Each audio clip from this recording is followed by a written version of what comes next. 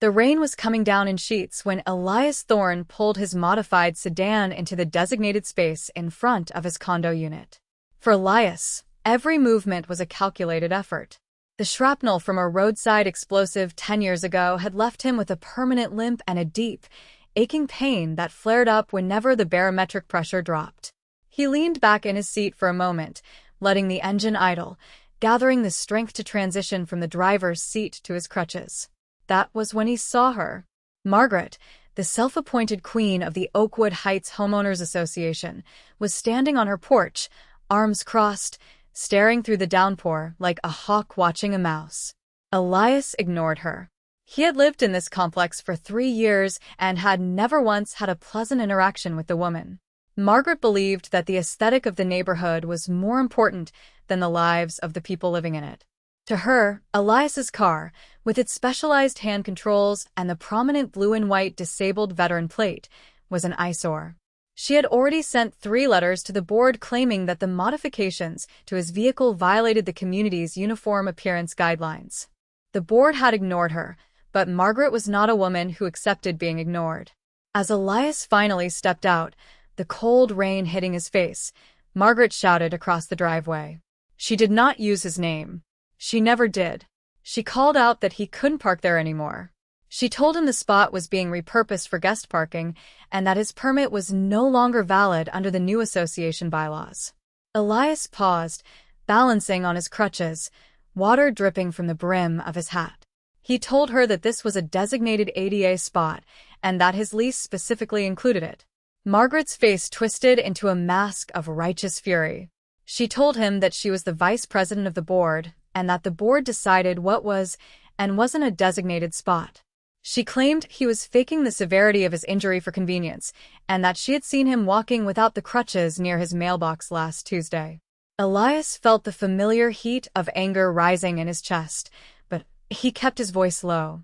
He told her that unless she was a medical professional or a federal judge, her opinion on his physical capabilities was irrelevant. He turned his back on her and began the slow, painful trek to his front door. Behind him, he heard the screech of her screen door slamming shut. He thought that was the end of it for the night. He was wrong.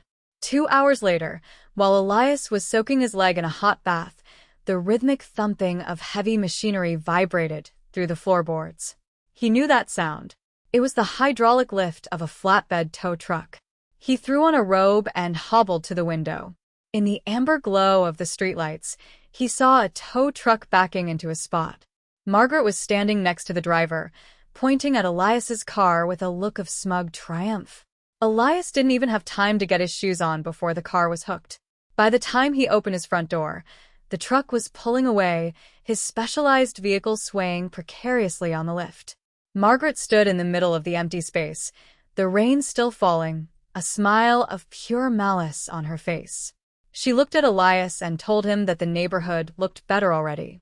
She told him he could pick it up at the impound lot if he could afford the fee, but warned him that if he parked there again, the car would be sold for scrap. Elias didn't argue. He didn't yell. He simply pulled out his phone, hit record, and captured the image of Margaret standing in the spot he legally owned, laughing at a disabled veteran. He knew right then that Margaret hadn't just moved a car. She had moved a mountain of legal trouble right onto her own head. The following morning, Elias was at the impound lot at 6 a.m.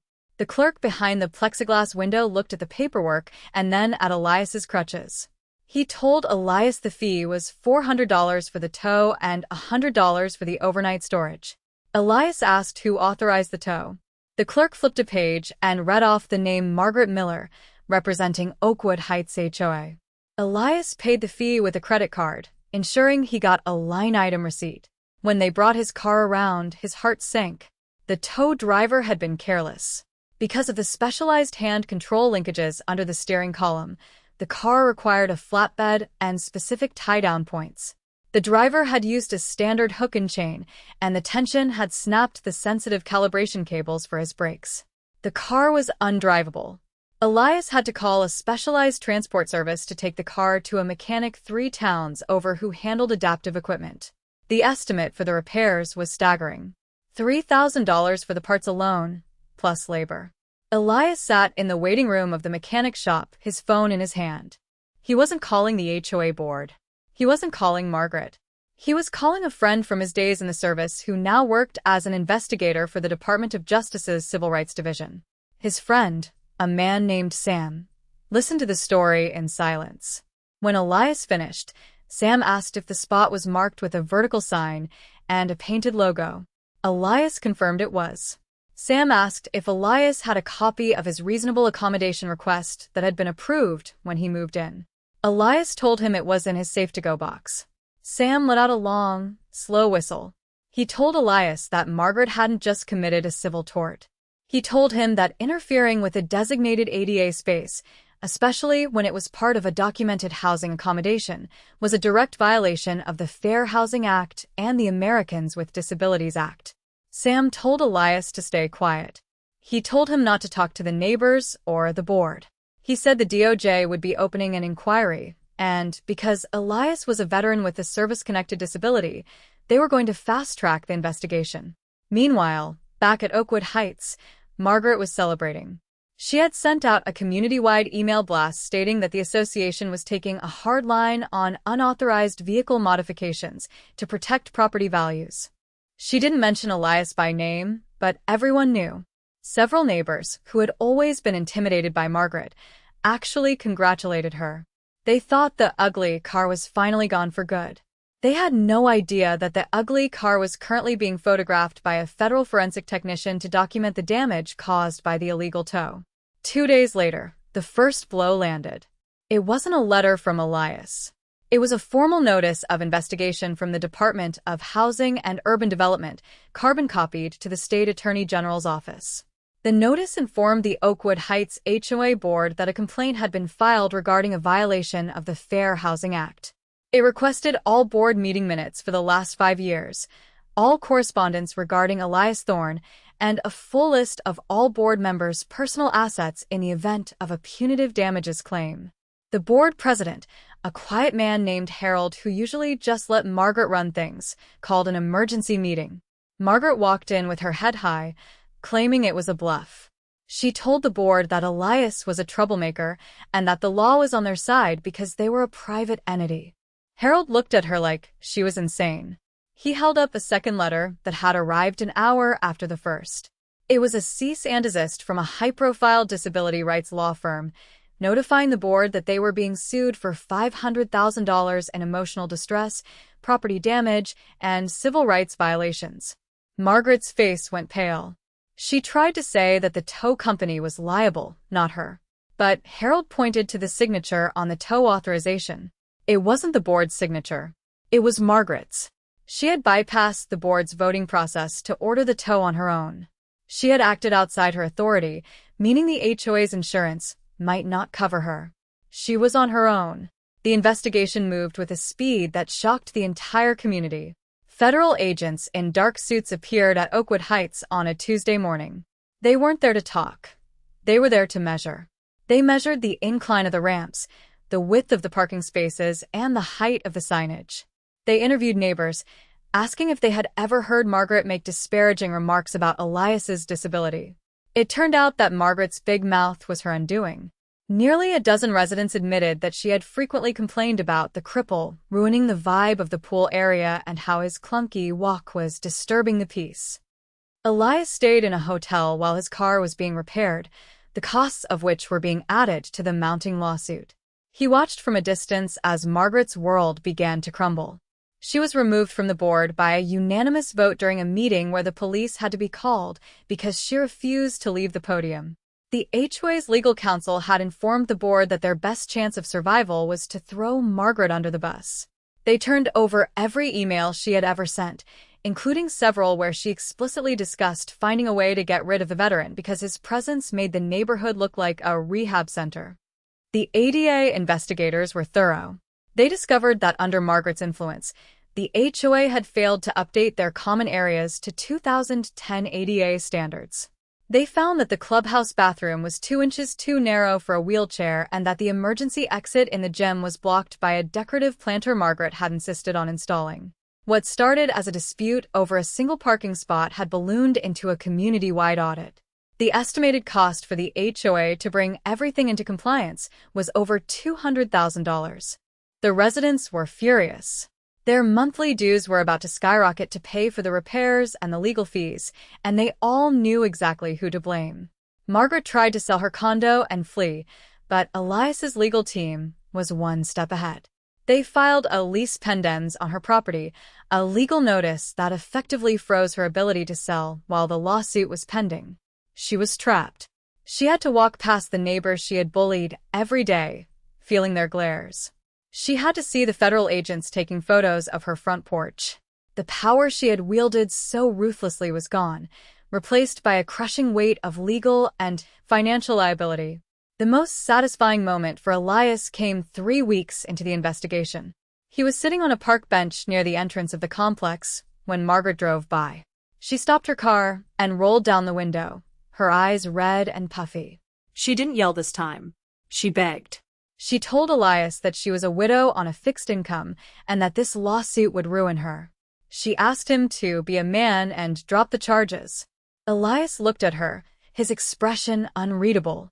He told her that he had spent his youth defending the laws of the country, laws that she thought she was above. He told her that he wasn't the one ruining her life.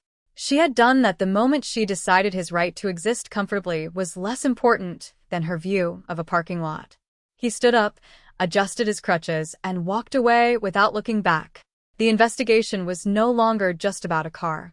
It was about the principle that no one, no matter how much power they think they have in a small neighborhood, is above the law. The final settlement was a masterclass in poetic justice. The HOA board, desperate to avoid a federal trial that would bankrupt the association, agreed to all of Elias's terms. They issued a public apology, which was printed in the local newspaper and posted on the community's front gate for 30 days. They paid for the full restoration of his vehicle, plus a significant sum for the loss of use during the weeks it was in the shop. But the real victory was the structural change. The HOA was forced to hire a professional management company, stripping all power from the residents' board to make unilateral decisions about parking or aesthetics.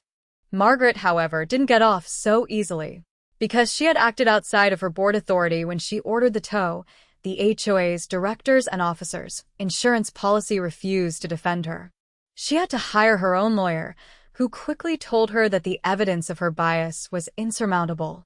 To settle the personal civil rights claim Elias had filed against her, she was forced to pay a 6-figure sum. To cover it, she had to take out a massive high-interest loan against her condo, the very property she had been so obsessed with protecting. On the day the repairs were finished, Elias drove his car back into the Oakwood Heights complex. It was gleaming, the adaptive controls smoother than they had ever been. He pulled into his spot, the spot that now had a brand-new, federally compliant sign that was bolted 4 feet deep into the concrete. As he stepped out, he saw a group of neighbors standing nearby.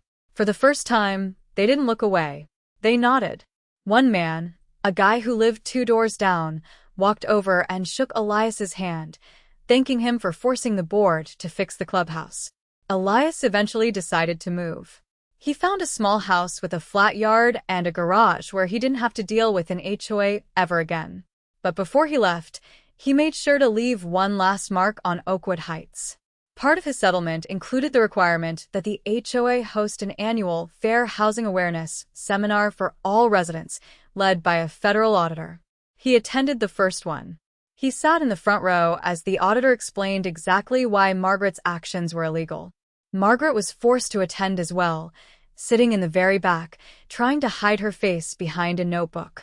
As Elias drove out of the complex for the last time, his moving truck following behind, he looked in his rearview mirror. He saw the parking spot, empty and waiting for the next person who needed it. He felt a sense of peace he hadn't felt since before the war.